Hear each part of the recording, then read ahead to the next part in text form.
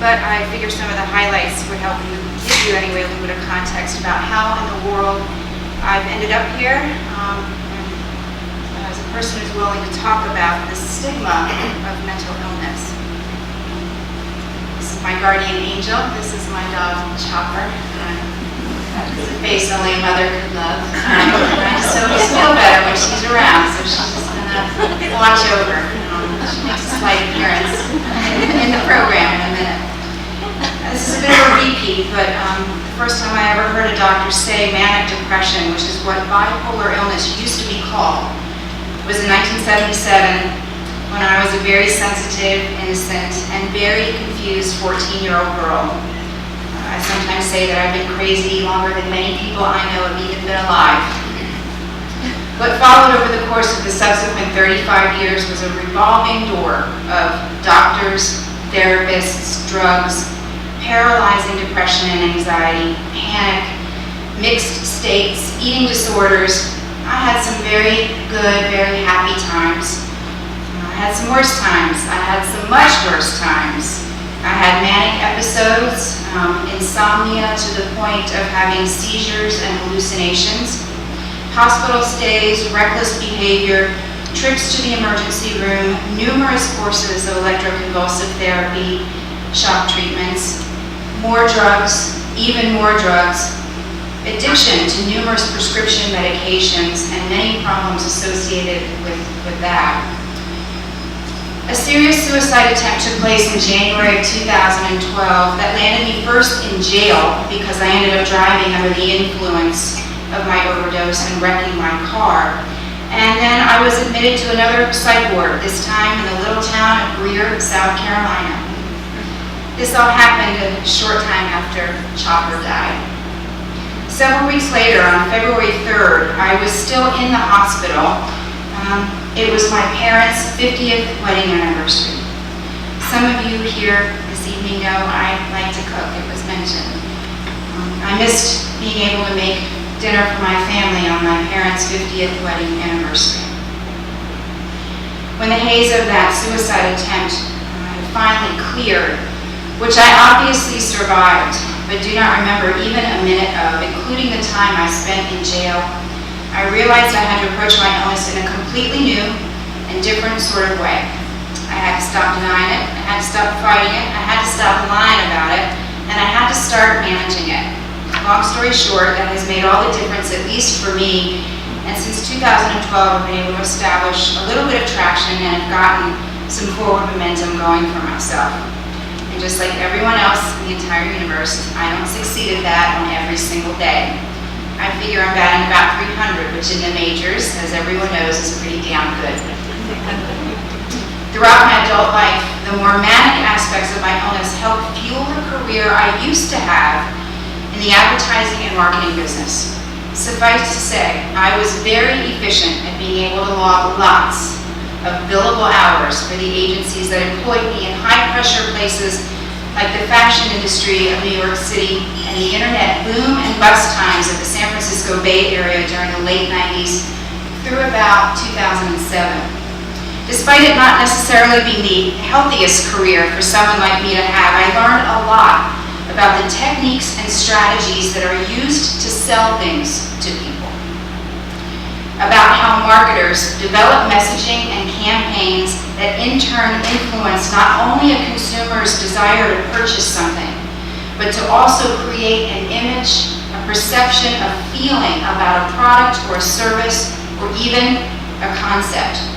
It is very easy to understand why some of the largest advertising agencies and brand strategy conglomerates in the world employ psychologists, sociologists, and even anthropologists so they can design communication that is able to needle its way into those reptilian parts of our brains in order to appeal to and most definitely exploit the most basic aspects of our desires and fears. So, already it's boring to talk about myself, like I said. I'd like to get to the ideas I really want to share, which involve some possible new ways about how to think and change the image problem that mental illness has. As someone who's had to struggle with stigma for almost 40 years, the The first thing I want to say about it all is I am really sick and tired. I'm sick and tired of dealing with stigma. I'm sick and tired of hearing about stigma. I'm sick and tired of talking about stigma. And I'm sick and tired of how it is perpetuated and exacerbated by the media. I am especially sick and tired of knowing that so many people are unnecessarily suffering because of it. Many people who have mental illness say that the effects of shame and stigma are often as bad as any symptom or diagnosis itself. Even worse, stigma is often a barrier to seeking treatment. Consider the domino effect of sick people not getting treatment. And my opinion about that is treatment above all else, irrespective of, say, the politics of expanding Medicaid. Here's something else about stigma I need to voice. I think it's a failure that in the year 2016 we are still even discussing stigma, that it's even a thing, that despite everything we know about mental illnesses being biological disorders of the brain, the public's attitude about it has not really changed all that much in the last 50 years. We, as advocates, are not getting the job done. So how do we solve the stigma problem? Here's a possible answer for us to consider. Marketing. Think about it. Everybody knows we shouldn't eat junk food. Guess what still gets us to eat billions of dollars worth of junk food every year? Good marketing. Guess what gets politicians nominated? Good marketing. Guess what sells cars and shoes and cosmetic procedures we don't need? Good marketing. Speaking of things we don't need, guess what sells guns? The cheap and easy access to which makes suicide easy. Good marketing. So let's maybe think of the stigma of mental illness as a business problem that could be solved with an effective communication strategy. Let's think of mental illness as a brand that needs to improve its image in the marketplace. Let's imagine mental illness as a TV evangelist who just got caught cheating on his wife with a man. And his church brand now needs a PR crisis makeover. Let's develop communication strategies that change the perception of mental illness and, by extension, stigma in the minds of consumers. The first step in any new campaign is to do an analysis, a cold, hard, objective review of how a brand is currently perceived, the real stuff people are saying about it. If you don't know what consumers really think, you can never get to the most important nuggets that could possibly be a communication strategy's game changer, the breakthrough, the differentiator. In the advertising biz, focus groups are conducted and the consumer insights gleaned from them ultimately inform the messaging in a campaign, how a campaign is shaped. Obviously, in this new day and age, data about consumer behavior is captured and mined in all kinds of innovative and exciting and especially insidious ways. But for now, let's stick to what we might discover in a good old-fashioned focus group. I actually do this all the time on my own in lots of different anecdotal situations. Even last week in a gathering of people at a church. I asked things like, what do you think about when you hear the words mental illness? Why do you think there is shame and stigma associated with it? Here are some of the things I hear over and over. Some of you might recognize some of these things. Some of you might even think these things. People fake or exaggerate their mental health problems. People who have mental illness are spiritual failures who should just probably pray more. People who have mental illness are violent, scary, unpredictable, dangerous, criminal. Mental illness is nothing like cancer or diabetes, so stop saying that. My take from that is, we don't believe you. You're simply not credible.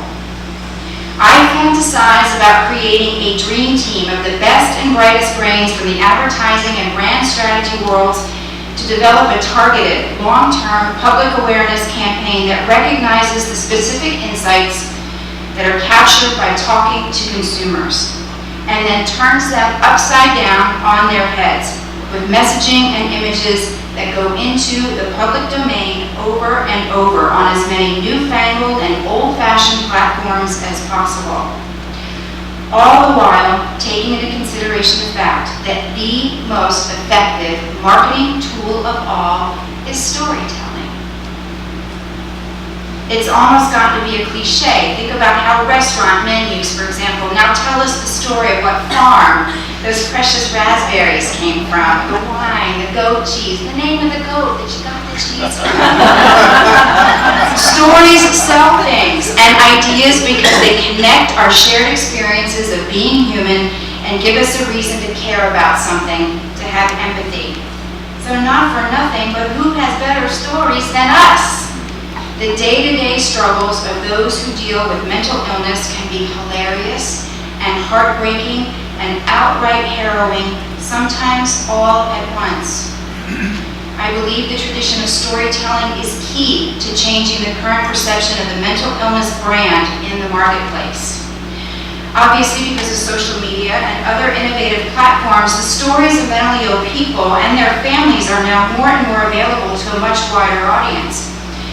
There is also some very effective work along these lines being done by a number of grassroots organizations. I'd especially like to mention a nonprofit called This Is My Grave, which is storytelling at its very core. This Is My Grave produces a series of one-night-only shows in cities around the country, during which cast members read an original poem or essay or perform a piece of music that describes an aspect of life for a mentally ill person.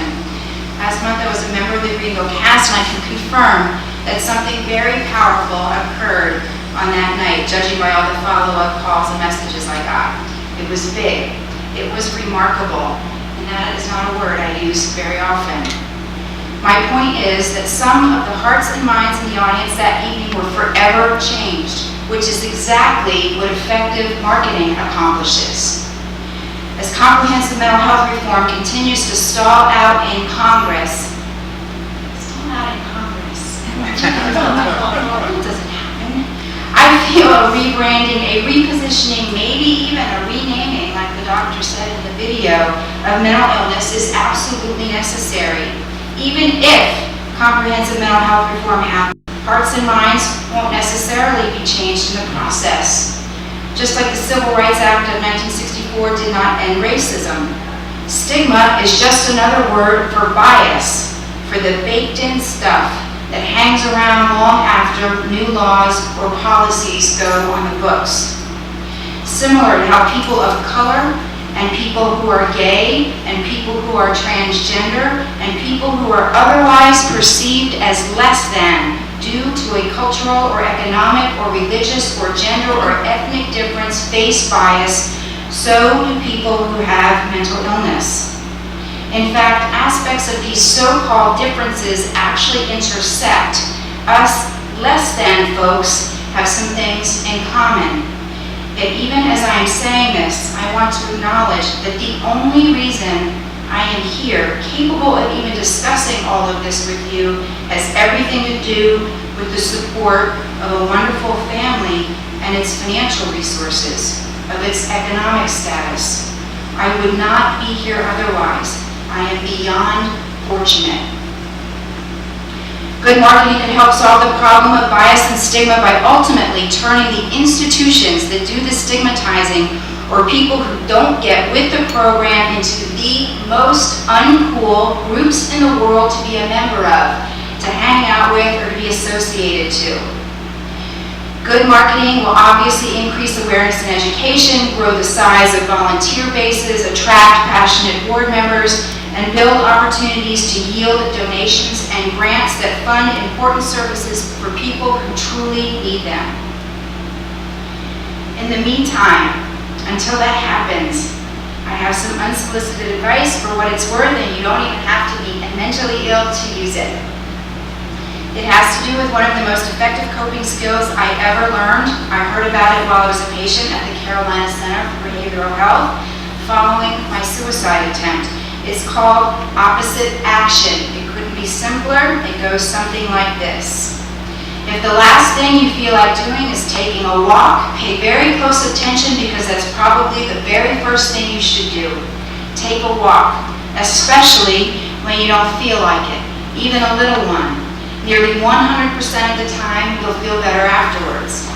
I have used this coping strategy in all kinds of ways. I have even extended it to all kinds of things, including my own thinking about stigma, and especially to its evil twin bitch sister, shame, which I view as the internalized version of stigma.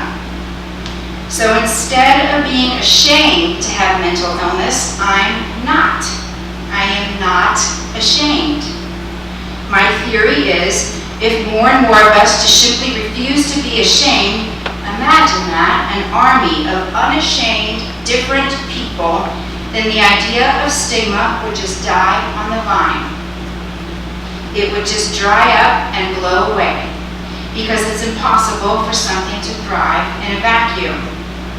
This is the only thing I really care about, that people with a mental health challenge choose to not feel ashamed about it. Because I can tell you from firsthand experience that being ashamed of literally who you are is like swallowing a little bit of poison every single day. Excuse me, but I actually feel the need to repeat this. This is the only thing I care about. That nobody ever feels ashamed of who they are because of an illness or any other accident of birth, what the U.S. Constitution itself refers to as an immutable characteristic. The hope that another sensitive and confused 14-year-old girl out there somewhere who doesn't feel ashamed of herself for being different is the only thing that will ever help me make up for missing my parents' 50th wedding anniversary and for everything else my family has endured. We all have to be who we really are. The trouble comes when we try to hide who we are or try to be someone we're not. Don't be ashamed of being who you are, because you are perfect. Being different is perfect, even in a world that is hell-bent on trying to sell us on the idea it isn't.